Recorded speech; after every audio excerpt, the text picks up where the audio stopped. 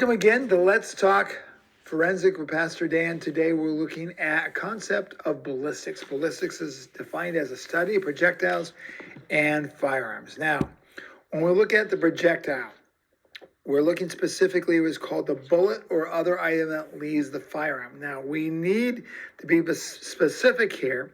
We're not going to always call it a bullet. Why? There was a case back during the 1960s in West Germany, before this unification of Germany, where a man who was a Russian defector was walking along and suddenly felt like a bee sting in the back of his neck. Now, he got sick and later died.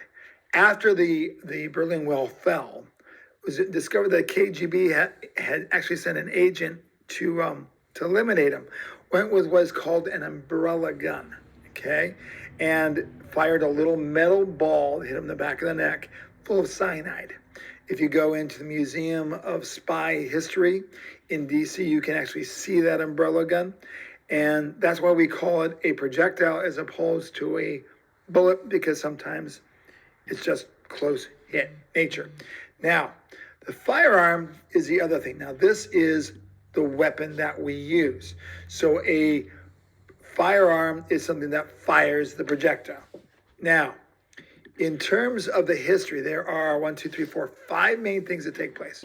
The first part is the development of gunpowder by the Chinese. Now, when the Chinese first invented gunpowder, it was not at all very accurate. They would just sort of fire these rockets out and they'd fly everywhere. The purpose of the gunpowder rockets weren't to actually hit anybody. It was more likely to cause fear. You're a medieval time farmer, the emperor comes out, forces you into battle, you're running across with your little knives and pitchforks, and all of a sudden these fire blazing things goes over the place, you're going to run for the hills. That was the purpose of it. Now, Marco Polo came back from China not only with noodles and spaghetti, but also with gunpowder. When the Europeans got that gunpowder, they developed a directed charge, cannons. And when they started using that fireball with the cannon and gunpowder in the back, they were all knocked down castles. The fuel system itself was over. Now, we moved from there into flintlocks and things along those lines. A little slow process. Finally, we got what's called percussion caps, where they take the gunpowder and put it inside of next to the ball, and then you push that down. That way you didn't have to have the flintlock. The explosion could take place inside of the breech chamber, a lot more effective. And then in the 1800s, we began to actually breech load as opposed to tapping it down, made it a lot more fast. Actually, this is it was a turning point in the West, because the Indians could shoot a lot of arrows, but when we began to breech load the rifles, it became a game changer. And then finally, in the late 1800s, we began to rifle, and we'll talk what that means in a second. Now, in terms of type of weapons, there are basically 2 types of weapons that exist. The first is called a long gun, and the second is called a handgun. A long gun is a rifle. Now, the advantage of a rifle, they shoot farther.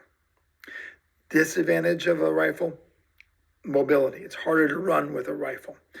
The other type of handgun is known as a pistol. Pistols don't shoot as far, but they're a lot more mobile, able to move, able to conceal, things along those lines. So those are the rifle weapons that exist. All right, now, the rifle we talked about before, that's the little grooves. And what that does is it makes the bullet spin. As it spins, it acts like a football. You go throw the football. If you try to put the football, you might be able to get 50, maybe 60 feet. But when you spin it, it gets increased accuracy and increased distance. You can throw 100, 200, if you're really good, 250 feet, increase accuracy, increase distance. All right, now, the cartridge. There is a lot of information here. The only 3 things I want you to focus on is a projectile, that's the bullet, the casing, that's what the bullet goes into, and this little thing down here, this is called the primer.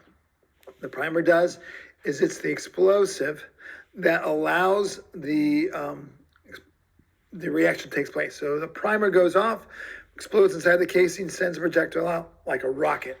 Now, that's the cartridge. The weapon itself, there's a bunch of stuff going on here. Let's keep it simple also, only three main things. We have the hammer, we have the striker, and we have the breech. What happens here is the hammer hits the striker.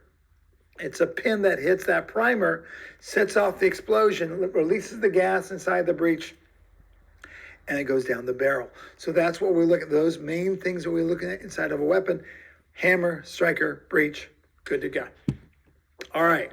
Now, the shell casings are really important. There are a bunch of things we can identify from the shell casing to match up to possible assailants. A lot of times, killers would be really faithful, monogamous is what I tell my students, with the type of weapons that we use. So when we look at the casing, we might be able to identify. That's why a lot of really professional hitmen will police the brass, pick up the brass so there's nothing left behind that can identify them. So what can we identify from the casings? First of all, the caliber, the size of the bullet that was used.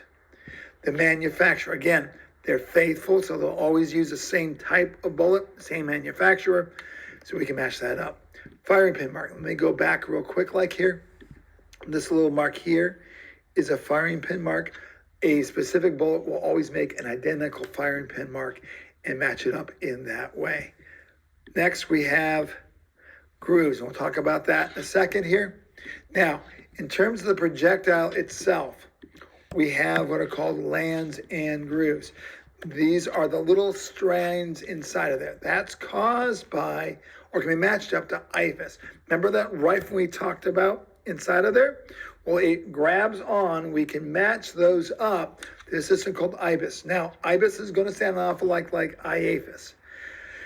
And it is, because IBIS stands for Integrated Ballistic Identification System. The difference is it's regional. Why isn't it national like IAFIS? Well, there's about 300 million people in the United States. There's a whole lot more than that guns. In the United States, Second Amendment, we have guns all over the place.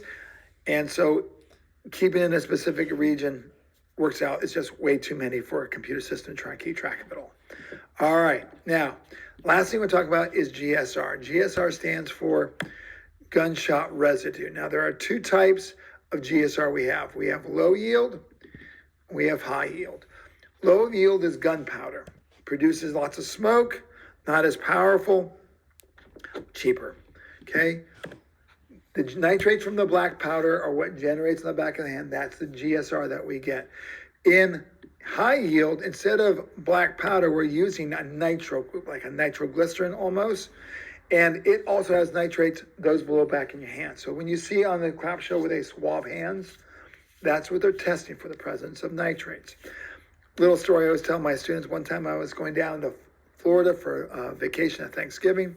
As I was coming back, I got picked for increased scrutiny, so they swabbed my hands. I was fine. I got to go home. Now, if they had tested me coming down to Florida, not back, I could have had a problem. You see, I had just done a lab with nitrates and my students, so they swabbed my hands. They would have thought GSR, oh, something's going on. He's working with explosives at some time. I'd explain that I teach chemistry. There we go. So that's the way that GSR works. That's why they test it that way. Hopefully that's not too bad. Take care. God bless. Bye.